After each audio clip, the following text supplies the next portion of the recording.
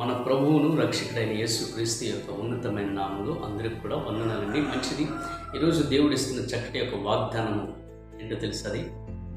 కీర్తనల గ్రంథము 91:14 ఏమని చెప్తుందంటే, అతడు నన్ను ప్రేమించుచున్నాడు కనుక నేను తప్పించదను. నేను చేయవలసింది ఏంటంటే, మొదటిగా ప్రతి ఒక్క సమస్య నుంచి, ప్రతి ఒక్క ఇరుకు ఇబ్బంది నుంచి, ప్రతి శోధన నుంచి, ప్రతి అపాయం నుంచి మనం తప్పించబడాలి అంటే మొదటిగా చేయవలసింది ఏంటంటే, దేవుణ్ణి నేను ప్రేమించాలి.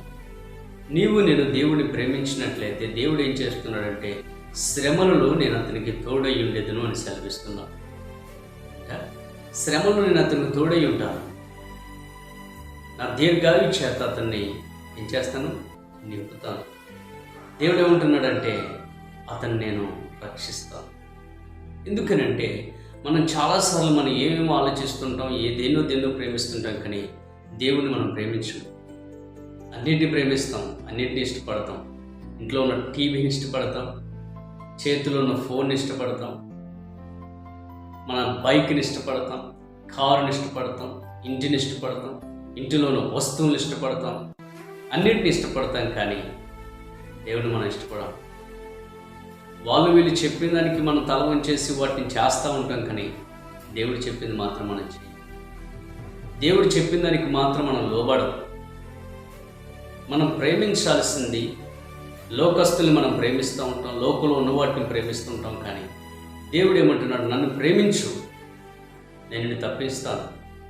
ఎన్నోసార్లు నువ్వు అపాయం గుంట వెళ్ళటానికి కారణం, ఆపదలు గుంట వెళ్ళటానికి కారణం, అనారోగ్యాలు గుంట వెళ్ళటానికి కారణం, సమస్యలు గుంట వెళ్ళటానికి కారణం, చింతలు గుంట వెళ్ళటానికి కారణం, కన్నీళ్ళు గుంట వెళ్ళటానికి కారణం ఏంటో తెలుసా? దేవుడు నువ్వు ప్రేమించకపోవటమే, దేవుని యొక్క ఆజ్ఞకి లోబడిపోవటమే. నువ్వు చాలాసార్లు ఈ రీతికి నువ్వు వెళ్తూ వస్తున్నావు. ఈరోజు ప్రభు ఏమంటున్నాడు తెలుసా? నువ్వు నన్ను ప్రేమించు, నేను నిన్ను తప్పిస్తాను.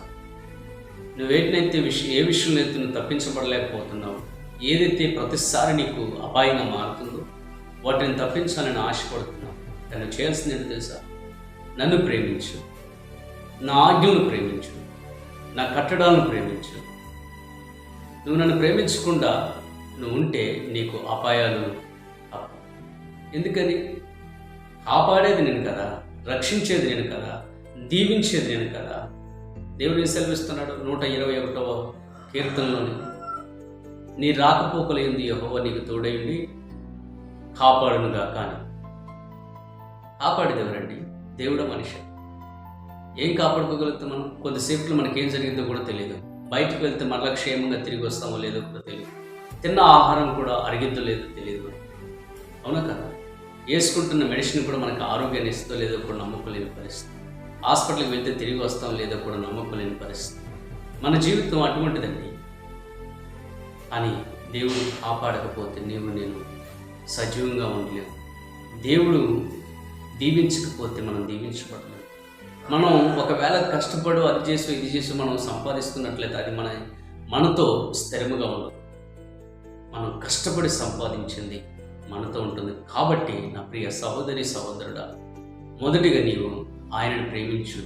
ఓ యవనుడా, యవనస్తురా, నువ్వు ప్రేమించాల్సింది లోకంలో ఉన్న వాటిని కాదు, లోకంలో ఉన్నవారిని కాదు ప్రేమించాల్సింది. నీ దేవుడు నువ్వు ప్రేమించు. నీ యవ్వనమును బట్టి ప్రభుని ప్రేమించు. నీ యవ్వనమును బట్టి ప్రభుని స్తుతించు. అప్పుడు నీకు ఆయన దీర్ఘాయువుని కలగచేస్తాడు. శ్రమల్లో నీకు తోడై ఉంటాడు.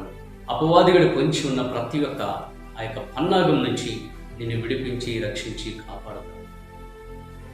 నువ్వు కూడా ప్రతి ఒక్క సమస్య నుంచి బయటపడతావు. క్వాలిటీ జీవితం నీకు కావాలన్నట్లయితే చిన్న ప్రార్థన నాతో కలిసి రాస్తావా? కలుగుతాం. యేసయ్యా, వందనాలు, స్తోత్రాలు. మీరు మాతో మాట్లాడినందుకే నీకు వందనాలు. ఈ మాటల ద్వారా ప్రభావం బలపరిచినందుకే నీకు నిండు కృతజ్ఞతా స్తోత్రాలు చెల్లిస్తాను. యేసు నామములో వేడుకుంటున్నాను తండ్రి, ఆమేన్. అందరికీ వందనాలండి.